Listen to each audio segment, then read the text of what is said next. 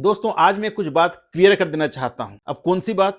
आपके मन में क्वेश्चन आ रहा होगा। तो मेरे भाई, जो भी जॉब सीकर्स हैं और जो प्लान कर रहे हैं अभी रशिया जाके काम करने का, उनका जो भी डाउट्स है मैं मेरा प्रीवियस वीडियो में क्लियर कर दिया था, लेकिन कुछ डाउट्स बच गए थे जिसका आप लोगों ने कमेंट सेक्शन में कमेंट किया था।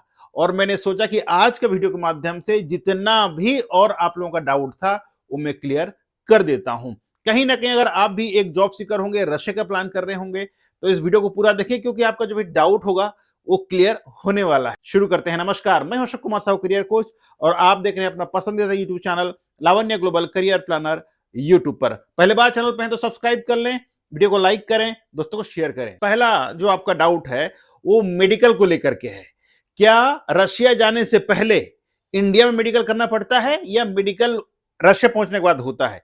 ये आपका क्वेश्चन था। तो बता दूं, अगर आपको लगता है कि आपको कोई प्रकार का डिजीज है, कोई प्रकार का बीमार है जो आप वहां जाकर काम नहीं कर सकते, ऐसे अगर आपको लग रहा है तो आपको इंडिया में ही मेडिकल कर लेना चाहिए। और अगर कुछ पाया जाता है आपका शरीर में तो आपको रशिया नहीं जाना चाहिए। अब आप बोलेंगे क्यों नहीं जाना चाहिए? तो बता दूं, जैसे ही आप रशिया पहुंचेंगे सबसे पहले आपका जो एम्प्लॉयर है आपको भेज देगा मेडिकल में, और वहां जो मेडिकल टेस्ट होता है वो दोस्तों जैसे इंडिया में गम का मेडिकल होता है ना गल्फ जाने के लिए, उससे भी टफ मेडिकल होता है। यानी कि आपका जो चेकिंग होगा बहुत टॉप लेवल पे होता है। जैसे इंडिया में आर्मी का लोगों का जो चेकिंग होता है वैसे ही आपका मेडिकल का चेक होगा। और अगर आप मेडिकली अनफिट पाए जाते हैं तो तुरंत आपको घर भेज दिया जाएगा।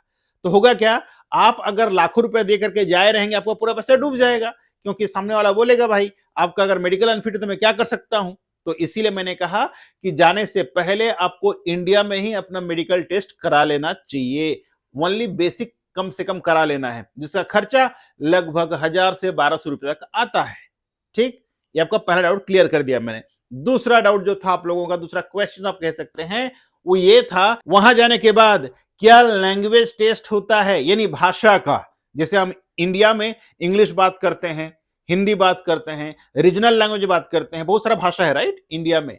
उसी तरह क्या जब आप रशिया पहुंच जाते हैं तो क्या आपका भी भाषा का टेस्ट होता है? तो बिल्कुल होता है। ये मत सोचना कि वहां जाने के बाद कोई भाषा का टेस्ट नहीं होगा। इसीलिए फिलहाल जो भी जा रहा है पहले रशियन लैंग्वेज सीख रहा है। अब आप बोलेंगे कि यार रशियन लैंग्वेज कौन सीखने जाए, ये तो बहुत टफ है। तो बिल्कुल नहीं, अगर आपको रशिया जाना है तो आपको बेसिक नॉलेज होना चाहिए। अब बेसिक नॉलेज का मतलब क्या है? जैसे कि आपका नाम क्या है, आपका उम्र क्या है, आप पढ़ाई कितना किए हैं, आपको खाना में क्या पसंद है, आप कौन से कंपनी में काम कर रहे हैं, कहां से आप हैं, इतना अगर आपको आता है रशियन लैंग्वेज में तो आप वहां रहकर काम कर सकते हैं। क्योंकि जब आप काम करते रहेंगे, जब तक आपको कोई नहीं पकड़ा है तब तक कोई दिक्कत नहीं है। लेकिन अभी धर पकड़ ज्यादा हो गया है रशिया में। वहां का जो लोकल अथॉरिटीज हैं वो आते हैं आपका कंपनीज में, और अचानक आपसे रशियन लैंग्वेज में पूछा जाता है कि आपका नाम क्या है। अगर आपको समझ में नहीं आया तो भैया फिर 2-3 क्वेश्चन और पूछेंगे। अगर आप दोनों तीनों क्वेश्चन जवाब नहीं दे पाए तो आपको वापस इंडिया भेज दिया जाएगा, और ये हो रहा है अभी। ठीक है, तो ये सब चीजें बचने के लिए मैंने सोचा कि आप लोगों का जो क्वेश्चन था उसका जवाब मैं इस वीडियो के माध्यम से दे देता हूं। तीसरा क्वेश्चन आ रहा था टेम्परेचर को लेकर के, भाई वहां पर कितना ठंडी होती है। तो मेरा दोस्त बता दूं, वहां इंडिया से बहुत ज्यादा ठंडी होती है, और वहां आप बिना जैकेट का, बिना कोट का आप काम नहीं कर सकते हैं। आपको जैकेट पहनना ही पड़ेगा, चाहे ठंड हो चाहे कम ठंड हो, पहनना ही पड़ेगा। अब आप सोच रहे होंगे जाना उचित है कि नहीं है, तो मैं बोलूंगा अगर आपको नौकरी मिल रहा है तो बिल्कुल जाना चाहिए, क्योंकि हमारा जो शरीर है ये टेम्परेचर को एडॉप्ट कर लेता है। आपको यहां से डर लग रहा होगा कि मैं जाऊं ना जाऊं, जैसे अब यहां से आप कश्मीर जाएं, कश्मीर में बर्फ गिर रहा है अभी, और बर्फ को लोग देखने जा रहे हैं, सैलानी जा रहे कि नहीं जा रहे हैं? जा रहे हैं राइट। उसी तरह रशिया भी होता है। तो आपको इसके में घबराने की बात नहीं है। अगर आपको अच्छा खासा सैलरी मिल जाता है तो जाने में प्रॉब्लम क्या है। और चौथा आपका क्वेश्चन था सैलरी कौन सा करेंसी में मिलता है। क्योंकि अगर आपने मेरा प्रीवियस वीडियो देखा होगा तो मैं बोलता हूं कि भाई इतना डॉलर मिलेगा, इतना यूरो मिलेगा। तो इंटरनेशनल जो भी कैलकुलेशंस होता है वो या तो यूरो में होता है या फिर डॉलर में होता है। लेकिन आप लोगों को बात समझ में नहीं आता है। तो बता दूं, अगर आप मिनिमम सैलरी की बात करें इंडियन रुपए के हिसाब से, मैं वहां का करेंसी के बारे में बात नहीं कर रहा हूं, ठीक है, आपको आसानी से समझ में आए इसलिए मैं आपको हिंदी में बता रहा हूं। अगर हम हिंदी में बात करें तो लगभग आपका सैलरी 60 से 80 हजार रुपया के बीच होता है।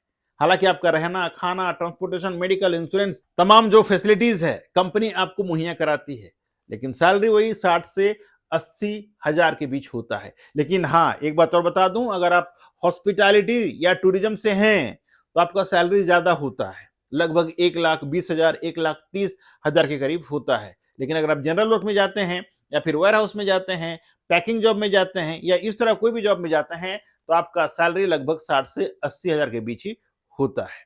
आशा करता हूं आप लोगों को जो भी डाउट था होगा वो आज क्लियर हो गया होगा। फिर भी अगर आपके मन कोई और डाउट है जिसे मैं मिस कर दे इस वीडियो में, तो आप कमेंट सेक्शन में कमेंट कर सकते हैं। मैं खुशी खुशी आप लोगों का जवाब जल्द से जल्द देने की कोशिश करूंगा। तो आज के लिए बस इतना ही। मैं अशोक कुमार साहू, करियर कोच, आपसे विदा लेता हूं। आज के इस वीडियो से मिलते हैं एक और नए वीडियो में नए टॉपिक के साथ। तब तक के लिए आप रखें अपना ख्याल और मुझे दे इजाजत। Thank you so much. जय हिंद, जय भारत।